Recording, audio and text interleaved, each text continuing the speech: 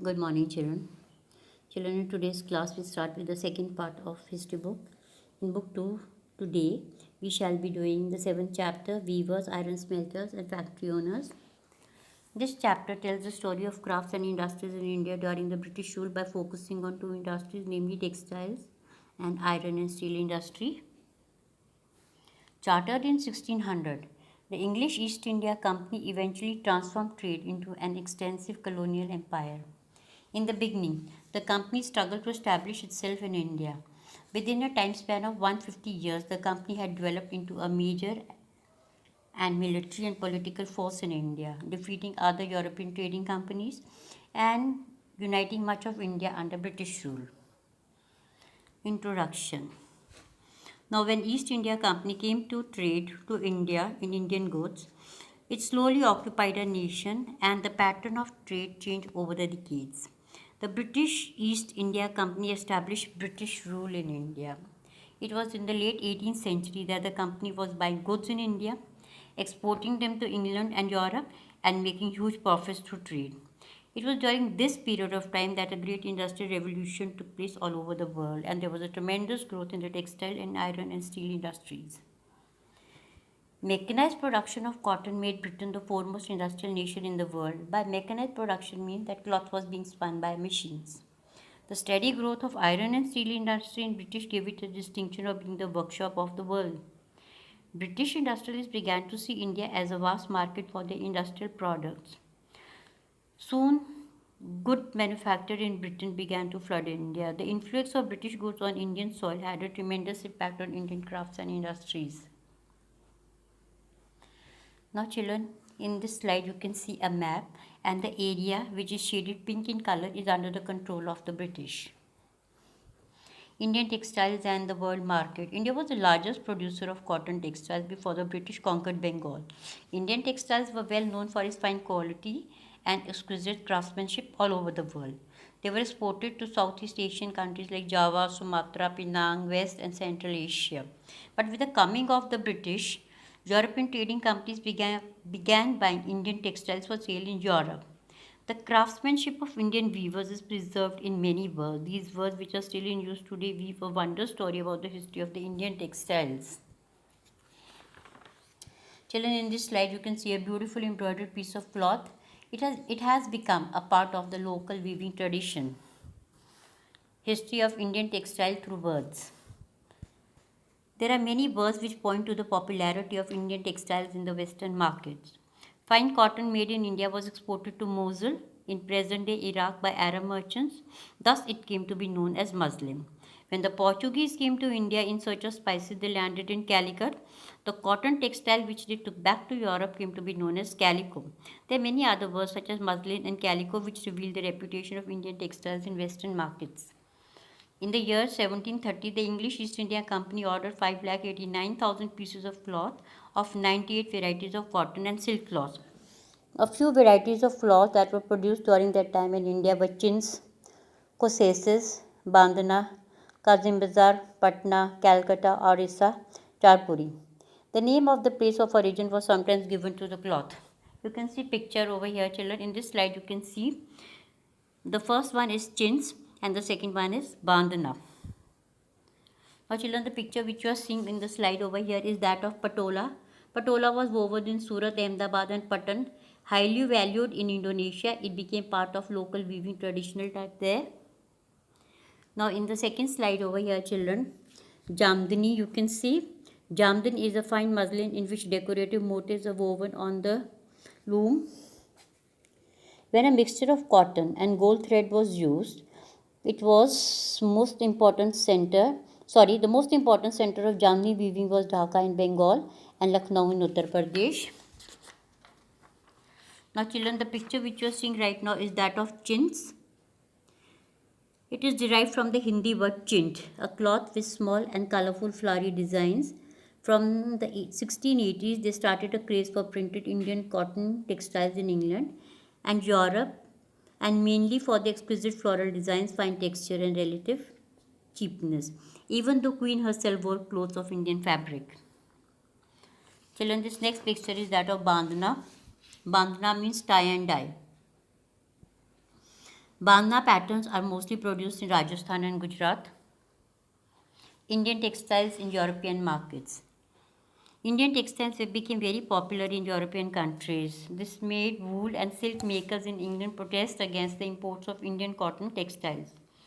The British government banned the use of printed cotton textiles in England.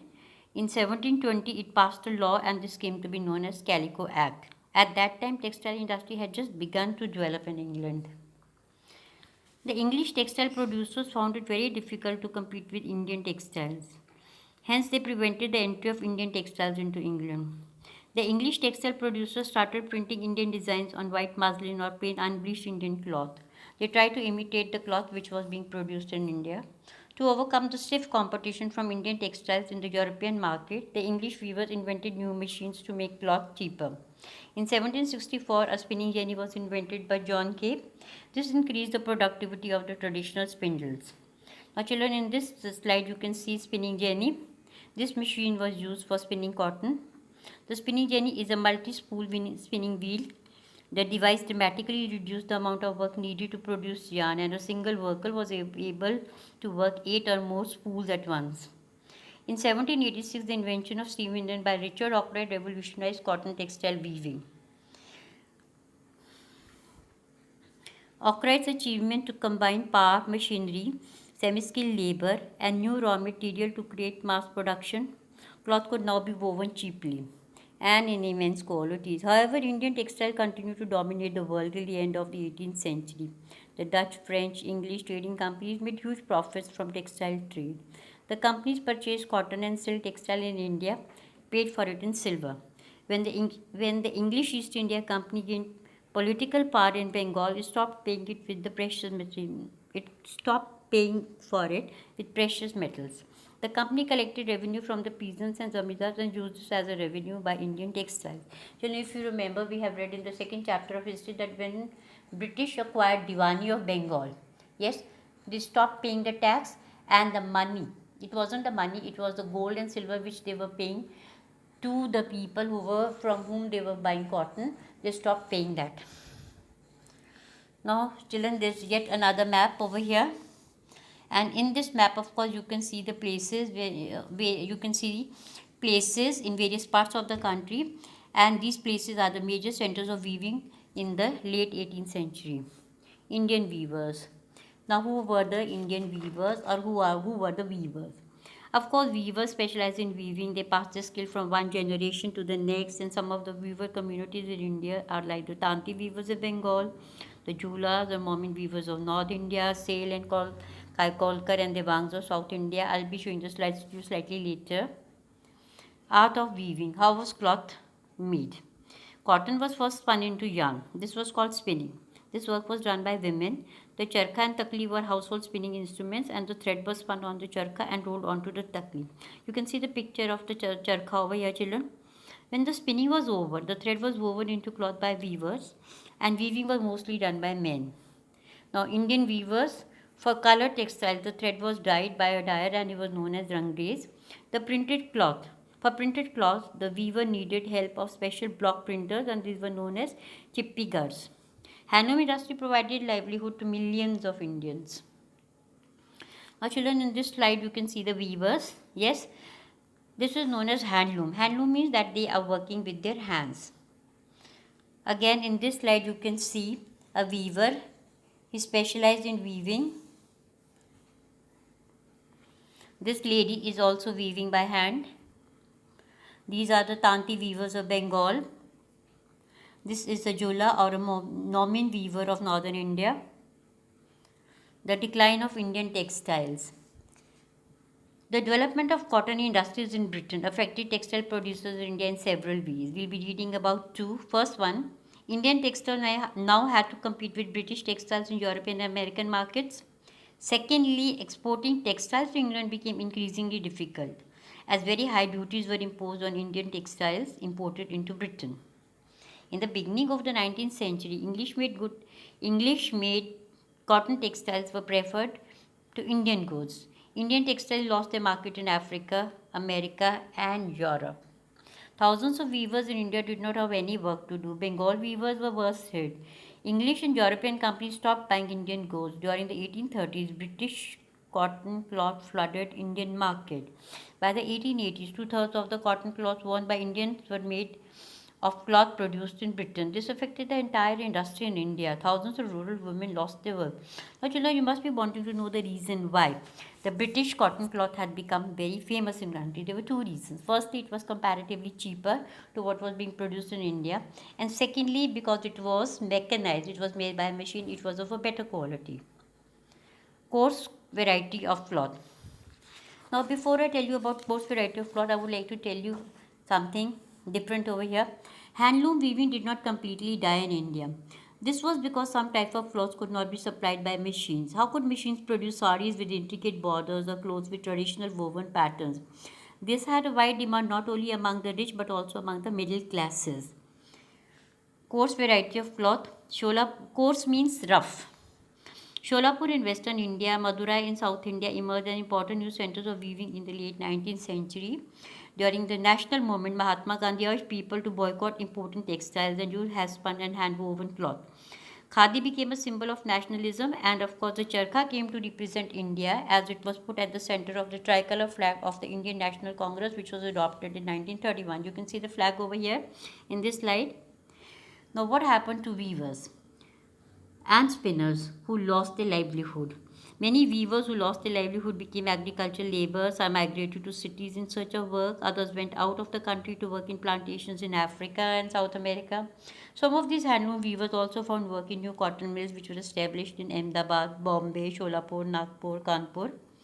Mushrooming of cotton mills. From the early 19th century, raw cotton was exported from Bombay port to China and England.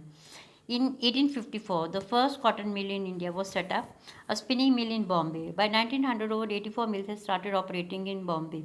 Many of these were established by Parsis and Gujaratis who had made their money through trade with China. In 1861, the first mill in Ahmedabad was started, and in 62, the first mill in Kanpur was started. Growth of cotton mills led to the demand for labor.